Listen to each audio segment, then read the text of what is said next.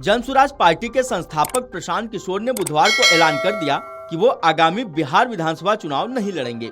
उन्होंने कहा कि यह फैसला पार्टी ने उसके व्यापक हित में लिया है। प्रशांत किशोर ने कहा कि अगर जनसुराज पार्टी बिहार चुनाव जीतती है तो इसका राष्ट्रव्यापी असर होगा, राष्ट्रीय राजनीति की दिशा बदल जाएगी। प्रशांत किशोर ने कहा कि पार्टी ने फैसला किया है कि मैं विधानसभा चुनाव न लड़ूं और इसी कारण राघोपुर से तेजस्वी यादव के खिलाफ हमने किसी और उम्मीदवार को मैदान में उतारा है। यह फैसला पार्टी के व्यापक हित में लिया गया है। अगर मैं चुनाव लड़ता तो जरूरी संगठनात्मक कार्यों से मेरा ध्यान भटकता। सुनिए उन्होंने क्या कुछ कहा। नहीं करेंगे, अभी वो निर्णय हो गया है पार्टी में।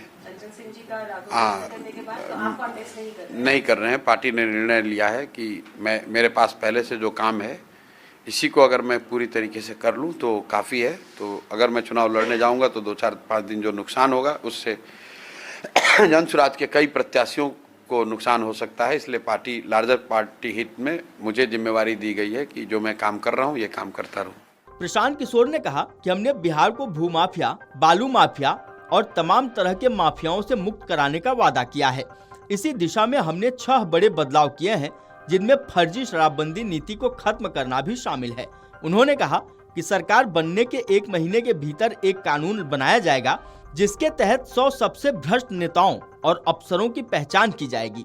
प्रशांत किशोर ने क्या कहा सुनिए। और एक इन सारे कामों के साथ, पॉजिटिव काम के साथ एक नेगेटिव डिस्ट्रक्टिव काम होगा कि एक नया कानून बनाया जाएगा जिसमें 100 सबसे भ्रष्टतम नेता और अफसरों को चुनकर उनके खिलाफ प्रोसिक्यूशन का प्रावधान किया जाएगा, ट्रायल कोर्ट बनाए जाएंगे ताकि साल भर के अंदर 100 सबसे भ्रष्ट नेता और अफसरों को न सिर्फ उन पर चार्जशीट फाइल किया जाए, उनको प्रोसिक्यूट किया जाए, बल्कि उनके द्वारा अर्जित की हुई संपत्ति, बिहार से लूटे हुए संपत्ति को वापस उनसे लेकर बिहार के खजाने में जमा कराया जाए। ये वार्निंग है उन सारे भ्रष्ट नेताओं के लिए, अफसरों के लिए जो अभी से पूजा कर रहे हैं कि भैया कुछ भी हो जाए, जनसुराज ना आ जाए।